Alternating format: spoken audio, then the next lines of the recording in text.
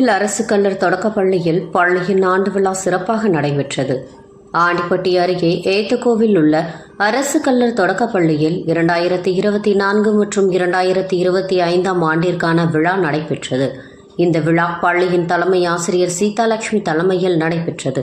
சிறப்பு விருந்தினராக SSA பொறுப்பு மேற்பார்வையாளர் சிவசங்கர் மற்றும் கல்லர் பள்ளி மேற்பார்வையாளர் ஜான்பாஸ்கோ கலந்து கொண்டனர்.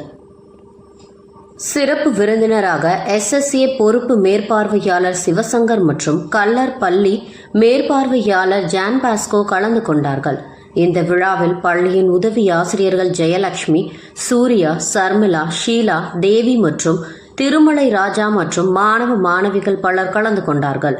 பள்ளியில் பயிலும் மாணவ மாணவிகளுக்கு ஆடல் பாடல் போட்டிகள் மற்றும் நடன போட்டிகள் நடைபெற்றது. இதில் மாணவ மாணவிகள் கலந்து கொண்டு போட்டிகளில் கலந்து கொண்டார்கள்.